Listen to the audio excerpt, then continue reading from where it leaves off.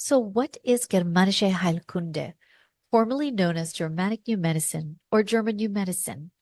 It is a body of work discovered by Dr. Ryke Geerd Hamer. It is based on the belief that diseases, cancers and all, are caused by conflict shocks or biological conflicts referred to as the Dirk-Hamer syndrome or DHS, named after Dirk Hamer, Dr. Hamer's son, in response to a perceived distressful life situation. According to GHK, physical symptoms manifest as part of the body's natural biological response to these conflicts. And once the conflict is resolved, the body enters a healing phase. The 5 biological laws of nature in GHK describe how diseases begin with an emotional conflict or a conflict shock known as a DHS, how the brain governs organ functions in response to this conflict, and how the body's symptoms evolve in 2 phases, conflict active and healing phase. GHK views the brain as the mediator between conflict shocks and physical symptoms. Each type of emotional or biological conflict correlates with a specific brain region and organ system. GHK emphasizes that disease, cancers and all, are not a malfunction of the body, but rather a senseful biological special program designed to help the organism resolve the underlying conflict. It also exists in all of nature. Germanische Heilkunde does not address conditions resulting from poisoning, physical injury, or diseases caused by severe malnutrition, such as scurvy or rickets. In these instances, resolving an emotional conflict is not necessary, as the cause is purely physical or mechanical or nutritional. Next, Helmut Pilhar continued Dr. Hamer's legacy and is one of the main appointed lecturers of GHK and spent many years dedicated to spreading this work. GHK differs from conventional medicine in that it rejects the idea of disease as a malfunction or random occurrence, focusing instead on understanding the psychobiological root cause. So why Germanic and not German? Dr. Hamer, while studying in Tübingen, won a scholarship in India to study the ancient texts and spent 8 semesters studying Sanskrit. He also studied Latin and Greek works. We need to respect Dr. Hamer fully, and why he chose to call it Germanic is because there is a connection with science and honoring the mythological lore that the Germanic tribes adhered to. They closely lived with and by the laws of nature. Dr. Hamer and the Germanic people identified with nature and the earth, that is, the roots, the feet with a past, and the heavens with the branches, our future, our hands, our arms, as seen in this Haggle rune, the 7th rune behind the archaic melody and Dr. Hamer's song, Mein Studentenmädchen. Same as a symbol of his university, the crocus, to symbolize the man who belongs to nature. Then we have the Proto-Germanic roots of the Germanic tribes and Germans, which was a term coined by the Romans for people located north of the Holy Roman Empire. The Gallic says neighbors is ger and mani is men, and it refers here to men and women. The Germanic tribes were biologically oriented and always in a dialogue with Mother Nature, of which, of course, plants and animals and all creatures are a part. In Latin, German could be seen as germ, same blood or brother, as in we live in community or family and we do everything for community. And together, there is a harmonious consciousness, and we kneel to no one. We live in harmony, presiding over all matters together as a community. There is no king, and there is no God. Why Heilkunde? In the beginning, it was called the New Medicine, then later added the word Germanic to become Germanic New Medicine, and later it was decided to remove the word medicine. He decided to use the word heil, which meant to heal, and where the word holy and salvation comes from. But there is a clear distinction in not to relate it to religious themes, since religion looks at something outside of you for healing. In GHK, we're looking at nature's self-healing capacity innately coded in our cellular intelligence. We look within ourselves as something already inside of us, and there is no need to look outside of us. Kunde can also be known as knowledge and scientific teaching, and it can also be known as art, skill, or expertise and intelligence. Sometimes it is also known as client or customer. So there is always a service of passing on knowledge, learning to help another person, a society, a community, which is exactly what GHK is doing and what Dr. Hamer wanted. After attaining his high school diploma, Dr. Hamer pursued studies in Tübingen, where he met Sigrid Oldenburg, a medical student who later became his wife. The story, of course, starts with a very standard, normal love a man and his young girlfriend have for each other, Sigrid Oldenburg. And in the book Mein Studentenmädchen, only available in German and French from Amici de Dirk, he relays his love story with Sigrid, for whom the song was written 5 years before GHK was discovered. This song is the second pillar of Germanische Heilkunde, and I have a talk about this melody, so stay tuned for it, because it will play an important role in Dr. Hamer's vision and legacy. Sadly, in 1985, Sigrid Hamer passed away after 29 years of marriage and raising 4 children. Sigrid Hamer passed away from cancer. She had struggled to overcome the grief from their son's death and the ongoing harassment of the Savoy family. Dr. Hamer and Sigrid got married in 1957 in their early 20s, barely finishing school, but so wrapped in their love for each other. The song Mein Studentenmädchen talks about the first time he met his love and their first kiss near a chapel. The young couple experienced difficulties having married so young while finishing their studies. No money, no support from their parents, only they had their love for each other, and that was enough to ride them through the difficulties. Dr. Hamer writes about his conflict shock in the book, and that was when Sigrid announced she might be pregnant. That is the beginning of Mein Studentenmädchen, the magical, archaic melody that is saving millions of lives. Dr. Hamer writes about being conflict active with territorial fear that gave him the sharpest senses to finish his studies in record time, while Sigrid was taking exams with small children in tow and being pregnant, overcoming her colleagues, teachers, and her own mother sneering at starting a family too early. Dr. Hamer and Sigrid had 4 children, Birgit, Dirk, Gunhild, and Bernd. They were born between 1957 and 1963, with Bernd being an anniversary gift born on the same day of their wedding anniversary. They had come at a time when the young couple didn't have money and were desperate for help, but thank goodness for conflict-active phases, they were able to muster the energy to go through the difficulties posed by life, juggling parenthood with studies, work, and finding money to support the young family. Looking at these photos, you would see nothing but happiness and love and none of the difficulties they surely experienced as young parents.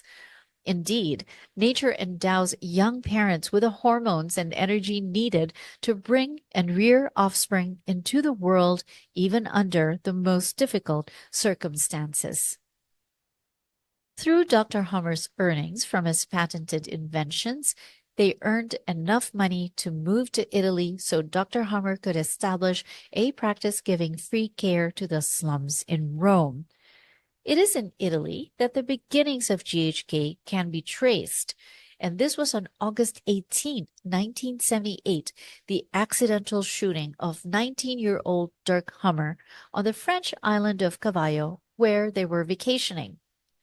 The incident involved Vittorio Emanuele di Savoy, the last heir to the Italian throne, who was accused of firing the fatal shot. And this was the catalyst that brings us to the discovery of Germanische Heilkunde, as the tragic story unfolds, leading to Dr. Hammer and Sigrid's conflicts. Dirk's older sister Birgit spearheaded the fight against the Savoy family and became the mouthpiece of the Hammer family in this terrible 13-year battle. The King Who Never Was is a gripping Netflix docuseries that revisits the 1978 shooting of Dirk Hummer, allegedly by Italian Prince Vittorio Emanuele. The series explores decades of legal battles, covering both the Hummer family's pursuit of justice and the Savoy family's efforts to clear the prince's name.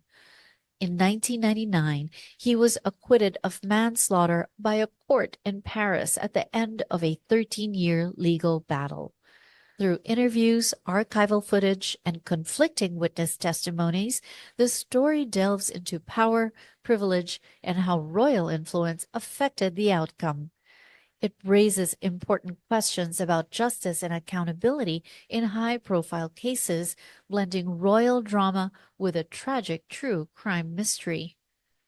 In a strange turn of events, Vittorio Emanuele passes away on February 3, 2024, just a few months after the documentary was released on Netflix.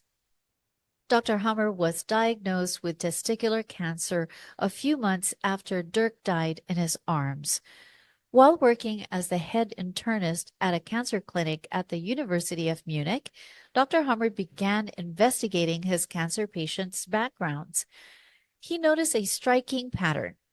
All of them, like himself, had undergone an unexpected, intensely felt emotional shock. Building on this observation, Dr. Hammer expanded his research by focusing on the brain's role in bodily processes. And to honor Dirk, he called the conflict shock DHS, or Dirk Hammer syndrome. In the early 80s, the CT scan was rapidly becoming a staple in modern hospitals.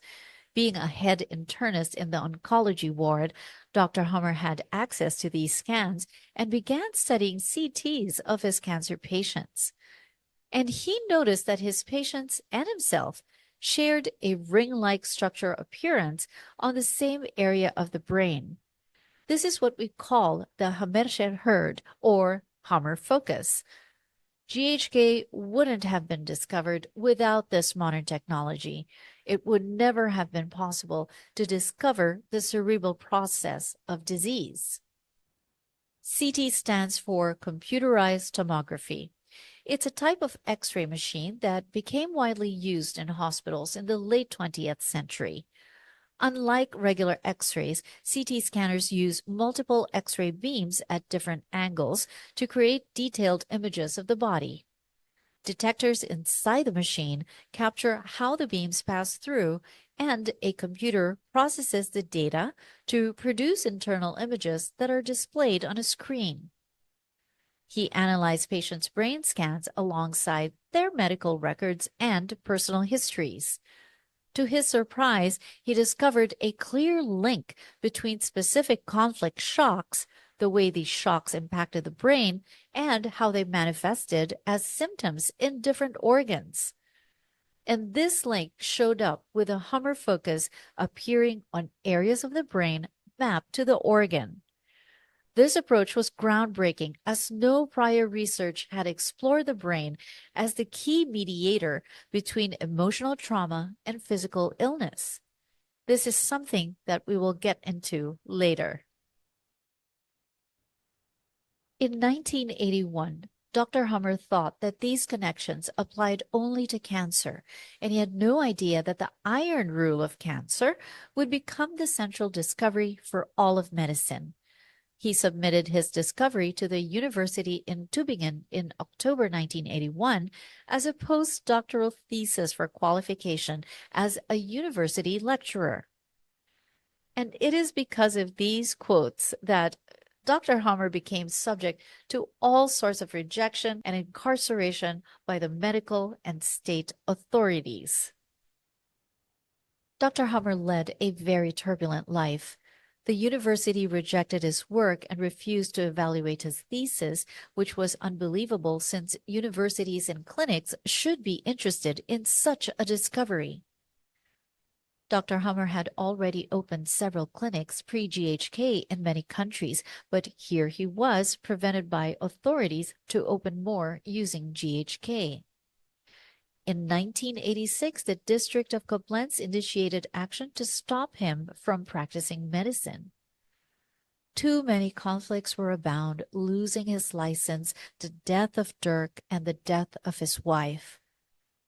He was imprisoned by French authorities due to being responsible for their deaths, and he had never even met them in person. He was exiled to Norway, where he would be safe to continue his work, but the Ministry of Justice never gave him the consideration he was looking for. He founded Sandefjord University, where he added the 5 biological laws of nature to his work. To continue his legacy, he appointed 3 lecturers, Helmut Pilhar, Giovanna Conti, and André Sixt, who is in her late 70s and caring for her aging mother in France. Giovanna is one of the teachers in Pilhar Academy and very active. She is responsible for the discovery of the archaic melody in Dr. Hamer's song Mein Studentenmädchen, written in 1976, 5 years before GHK was discovered. Helmut Pilhar and Dr. Hamer fought alongside each other, following his case with his daughter Olivia.